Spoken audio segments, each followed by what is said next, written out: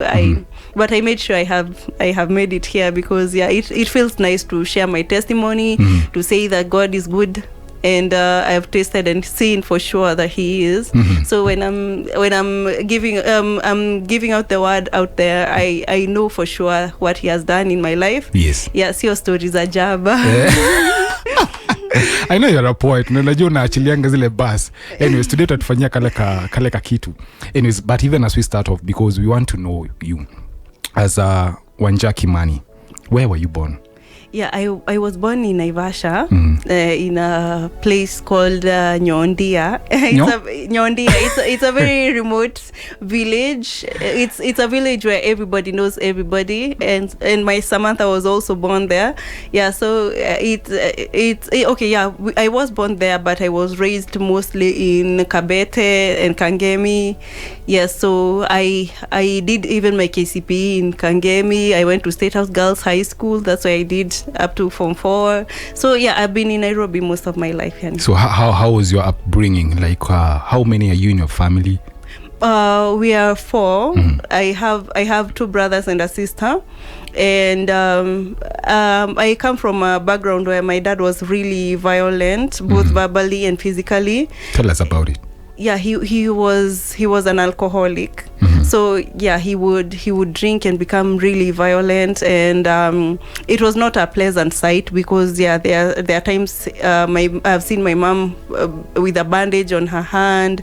There are times I saw my dad pulling matuta from my mom's head. And how old were you when this was happening? Like from the time actually tangu nijijue, because I remember the first time I saw the violence and felt like this is actually wrong.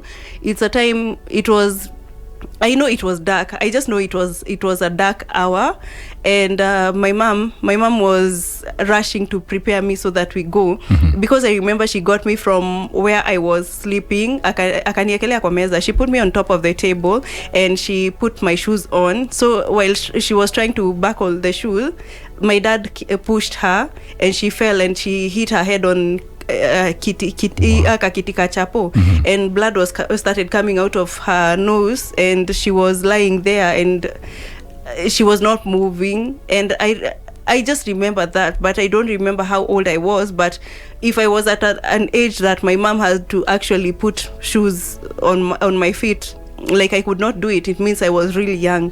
So that's the very first memory I have of my dad being that violent, and the first memory I have of seeing my mom on the verge of death because of violence, and all that while that picture has never left my head. Like every time I even talk about it, I still see my mom lying on that flat kiti ya chapo with her nose bleeding and lying there. And that's not even the only encounter, because I remember another time we were living in Githongori. That time we were living in Githongori, I was, I think, 5-ish years old, and I remember my dad strangling my mom against the wall. Like alimgongesha kwa wall, and he was really strangling her. And I remember that time the following day we moved and we went to Ocha. So yeah, I remember a lot of instances of violence for from the time I was younger than 5 years old. Let me ask you, will you describe your family? Is it a Christian background? Were you guys raised from knowing God perspective when you were young? No.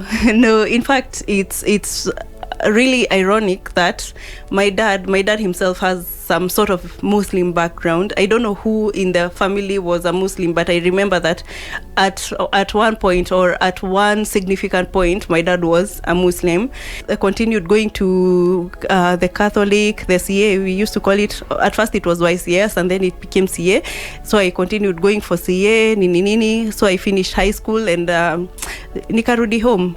Yeah, and that time when I was finishing high school, my mom herself had gone to work in Saudi Arabia, and it was the very bad times that unakaka unasikia leo kuna mama Mkenya amepatikana amekufa, alikuwa amewekwa na boss wake kwa fridge. Leo kuna mama mwingine Mkenya sijui amerushwa na boss wake kutoka sijui 4th floor, things like those. And which year was that? 2011.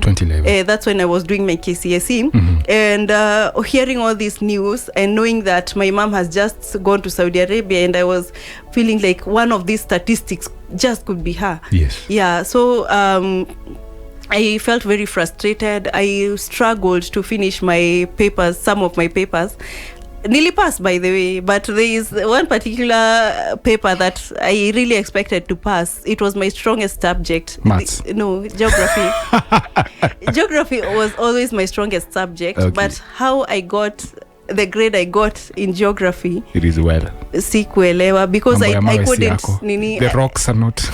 Imagine I couldn't fathom how a subject that I've gotten very strong ones, like I'm talking about 96-98% like from Form 1, all of a sudden in KCSE it's not even an A, and it's not even a B plus or like I looked at that geography grade and I was like, yeah, I understand, because I didn't finish my geography paper 3, this map work thing, there's this geography paper that I only did one question, and I was like, Nivio, I can't do anymore, because I was totally frustrated.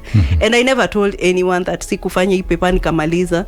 And I know there are people who see my grades and they're like, oh, these strong grades, and then why geography? And it was it's because I was really frustrated. And kufika home ile time, like finished, now I'm supposed to go home. I'm calling my dad and he's telling me, uku usikuje because I lost my job, I don't know how we are going to live, so you just look for a place you can go. So it's when now my cousin alinikujia, nikaenda kuishi kwa kina cousin yangu for like a month. Yeah, so nikaona now I can't live here anymore, because this auntie of mine, she's a widow and she has big kids, and she's also struggling. The kids are not working and they are living with her. 96.9 FM, Pearl Radio.